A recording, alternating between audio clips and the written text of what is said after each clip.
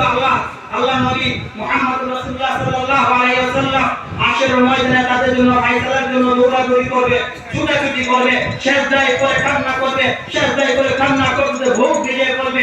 আল্লাহ সুবহানাহু ওয়া তাআলা তাকে বলবে, বন্ধু তুমি সিজদা থেকে মাথা উঠাও, তুমি কেন কান্না করতেছো, তুমি কেন এত কান্না করতেছো, তুমি মাথা উঠাও। তখন নবী মুহাম্মদ রাসূলুল্লাহ সাল্লাল্লাহু আলাইহি ওয়াসাল্লাম বলবে যে আমার একটা উম্মত যদি জাহান্নামের দিকে দৌড়ায় আমি সিজদা এই জমিন থেকে সিজদা থেকে মাথা উঠাবো না। আর সেই নবীর উম্মত আমরা সেই নবীর উম্মত এই দুনিয়াতে আগমন করেছি। আল্লাহ সুবহানাহু ওয়া তাআলা বলবে, বন্ধু তুমি তাকাও, তাকে দেখো তোমার এই উম্মতের মধ্যে কাজ জবের পরিমাণ, জবের ধারা পরিমাণ ঈমান নিয়ে আসছে, তাদেরকে জান্নাতে প্রবেশ করাও। বলেন সুবহানাল্লাহ। আবার সে করে কান্না করবে, আবার এইভাবে বলে, বন্ধু তুমি মাথা উঠাও, দেখো তোমার পূর্ব উম্মতরা জবের আধা পরিমাণ ঈমান নিয়ে কবরে আসছে, তাদেরকে জান্নাতে প্রবেশ করাবে। সর্বশেষ বলছে মান ক্বালা লা ইলাহা ইল্লাল্লাহ ফাদাখালাল জান্নাহ।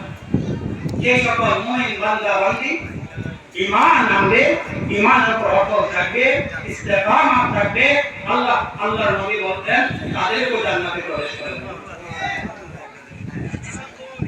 তাহলে আমরা সেই আগের উম্মত হয়ে দুনিয়াতে আগমন করতে পারছি। যে নবীর উম্মত হওয়ার জন্য অন্যান্য নবীরাও কি করতো, আল্লাহর কাছে বলতেন, আহারে আফসোস করতেন, আমরা যদি নবী না হয় আগের নবীর উম্মত হতে পারতাম, কতই না ভাগ্যবান হতে পারতাম। সেই নবীর উম্মত হয়ে আপনার আগমন করেছি। আজকে আপনার আমার লজ্জা থাকার দরকার, আপনি আমার লজ্জা থাকার দরকার। আপনার আমার চেহারায় সমাজে দেখেন কোন ভাব দেখুন, আপনার আমার এত অপকর্ম করি, রাসূলের সুন্নাত বিরুদ্ধে এত আপনি আমি করি, আজকে টেন্ডারবাজি, চাঁদাবাজি রঙে রঙে চলে গেছে। আজকে আমরা সেইগুলো দেখতে পাচ্ছি, পাথর মায়া নিক্ষেপ করতেছে। সেটাই কি নবীর আদর্শ ছিল?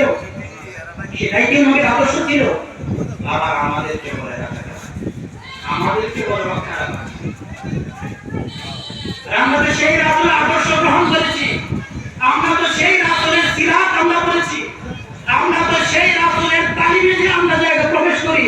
যে রাসূল সাল্লাল্লাহু আলাইহি ওয়াসাল্লাম আল্লাহ তাআলার পথগুলো বান্দাদেরকে পথের দিকে নিয়ে আসে, জাহান্নামের দিকে দৌড়াইতেছে, জাহান্নামের পথ থেকে জান্নাতের পথে আহ্বান করে। যে সকল বান্দা গুনাহের কাছে দৌড়াইতে থাকে, ঈমান নষ্ট হয়ে যাচ্ছে হাসতে হাসতে। আমরা তো সেই সকল পথহারা বান্দাদেরকে কিভাবে আমরা জান্নাতের দিকে আনবো, কিভাবে রাসূলের সিরাতের দিকে আনবো, কিভাবে ঈমানের দিকে আনবো, কিভাবে নামাজের দিকে আনবো, আমরা তো সেই কাজ করি। দাঁড়িয়ে ঠিক আছে না? তো একজন সঙ্গীত শিল্পী ছিলেন আইনুদ্দিন আল আজাদ রহমতুল্লাহ আলাইহি। উনি বলছেন, পাগড়ি মাথায় পাঞ্জাবি গায়ে লোকে যদি দেখে, উগ্রবাদী জঙ্গিবাদী বলে আমায় ডাকে। ঠিক কিনা? এটা কাছে লোক না। আমি নিজের কানে শুনেছি, যখন রমাই কালামের হেঁটে যে বড় বড় পাগড়ি মাথায় দিয়ে দাঁড়িয়ে দাঁড়িয়ে বড় বড় দাঁড়িয়ে বাচ্চারা জিজ্ঞেস, উনি কি বাবা, উনি কি জঙ্গি?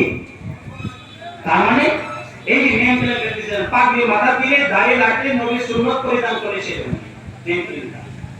পাগড়ি মাথায় পাঞ্জাবি গায়ে লোকে যদি দেখে, উগ্রবাদী জঙ্গিবাদী বলে আমায় ডাকে। দুঃখের সীমা নাই আমি কি করে বোঝাই, দুঃখের সীমা নাই আমি কি করে বোঝাই। আলেমরা তো উগ্রবাদী জঙ্গিবাদী নয়, ছাত্ররা তো উগ্রবাদী জঙ্গিবাদী নয়। ঠিক না? বস্ত্রের ওই গুদাম রেখে কলেজ ভার্সিটিতে, উগ্রবাদী জঙ্গিবাদী খুঁজে মাদ্রাসাতে।